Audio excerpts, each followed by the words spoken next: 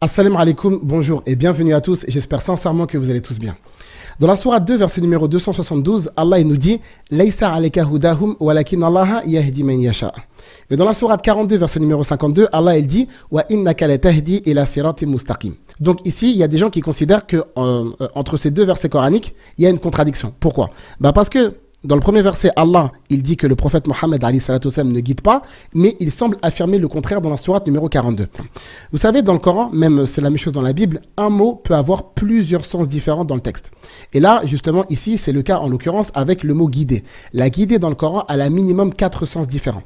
Respectivement, le premier type de guidée, c'est ce qu'on appelle la guidée générale. Ensuite, on a la guidée de la preuve, on a la guidée de la réussite ou bien la guidée de l'acceptation, et on a aussi la guidée vers le paradis et l'enfer. Alors revenons au premier type de guidée, ce qu'on appelle la guidée générale. La guidée générale, ça consiste à ce que Allah subhanahu wa ta'ala va mettre dans la nature de la créature une forme d'instinct qui va lui permettre de distinguer entre le bien et le mal, entre ce qui va lui apporter du bénéfice et ce qui va justement la préserver contre les méfaits. Exemple, on va voir dans la nature qu'il y a certains animaux, lorsqu'ils vont se diriger vers certains types de nourriture, et instinctivement, ils savent que cette nourriture, elle est bonne pour eux, et aussi ils savent distinguer qu'un autre type de nourriture ne l'est pas. C'est la même chose pour les êtres humains, le jour de la naissance, lorsque le nourrisson sort du ventre de sa maman, directement, il sait où est-ce qu'il doit aller téter. Et ça, justement, personne ne lui a enseigné, mais justement, instinctivement, dans sa nature, Allah subhanahu wa ta'ala lui a octroyé cette guidée. Donc, ce type de guidée-là, on va le retrouver dans le Coran, dans la sourate 87, verset numéro 3, lorsque Allah nous dit « Wallazi qaddara fahada » et également dans la sourate 20, verset numéro 52. Donc ça, c'est le premier type de guidée, guidée générale. Le deuxième type, c'est ce qu'on appelle la guidée de la preuve. Et c'est justement ça dont il est question dans la sourate 42, verset numéro 52. Alors, la guidée de la preuve, en quoi ça consiste? Ça consiste tout simplement en ce que Allah subhanahu wa ta'ala choisisse des prophètes et des messagers. Ces prophètes, il va leur faire une révélation.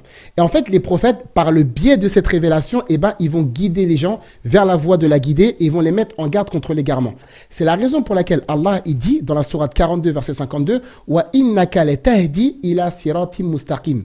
En vérité, tu guides vers un droit chemin. Comment? Par le biais de la révélation, par le biais du Coran et de la Sunna, oui, tu vas apporter des éléments qui vont permettre aux gens de se guider et aussi les mettre en garde contre la voie de l'égarement. Et c'est comme ça qu'il faut comprendre ce passage-là.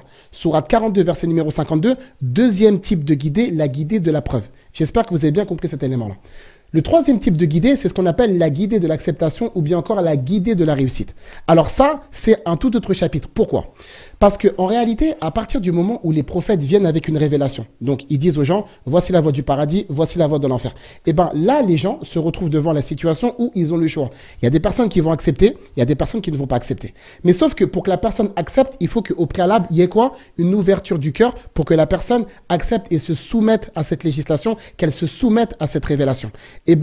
Ici, le seul qui peut agir, c'est Allah subhanahu wa ta'ala. Aucun prophète et messager, ou bien aucun prédicateur n'est en mesure de faire accepter le message à qui que ce soit. Ça veut dire que nous, en fait, on est restreint au simple fait de transmettre. Une fois qu'on transmet, la personne accepte ou bien la personne n'accepte pas. Celui qui peut interagir pour que la personne accepte, c'est Allah subhanahu wa ta'ala. C'est pour ça qu'Allah, dans le Coran, il dit « Laysa alayka hudahum, walakin Allah yahdi man yasha ». Donc là, Allah rappelle au prophète Mohammed qu'il n'a aucun pouvoir dans la décision finale. Et en fait, cette décision revient à Allah seul et c'est lui qui est le plus savant sur la situation de la personne. Ça veut dire, si maintenant les gens veulent réellement la guider, Allah Azza wa Jal va leur donner leur guidée. Mais si maintenant, en revanche, la personne ne veut pas vraiment cette guidée-là, Allah subhanahu wa ta'ala ne voudra pas lui donner, tout simplement parce que la personne au préalable n'en voulait pas. Donc ça, c'est le troisième type de guidée et c'est avec ça qu'on doit comprendre la sourate 2, verset numéro 272. Et encore d'autres passages dans le Coran, notamment dans la sourate 28, verset numéro 56, avec l'oncle du prophète Mohammed alayhi salatu wassalam. Car après la mort de l'oncle du prophète alayhi salatu wassalam, Allah a révélé à Mohammed alayhi salatu wassalam « Innaka latahdi man ahbabta, walakin Allah yahdi man yasha ». Donc là, en fait, Allah dit justement que c'est pas toi qui peux décider si la personne va accepter ou pas. D'accord? Donc, c'est juste pour étoffer un petit peu le discours. Donc, j'espère que vous avez bien compris la différence entre les différents types de guidées. Et le dernier type de guidée, c'est ce qu'on appelle la guidée vers le paradis ou l'enfer. Et c'est justement un type de guidée qu'on va retrouver sur la première page de la sourate numéro 37. Donc maintenant, en résumé, quand on va regarder la sourate 2, verset numéro 272, lorsque Allah rappelle à son prophète, ce n'est pas à toi de guider. Ça veut dire dans le sens que la décision finale ne te revient pas. C'est pas toi qui as le pouvoir de faire accepter ou non ton message, mais ça, c'est quelque chose qui revient de droit à Allah Azza wa Jal, parce que c'est lui qui connaît le mieux le cœur de ses serviteurs. Ça, c'est par rapport à la sourate 2.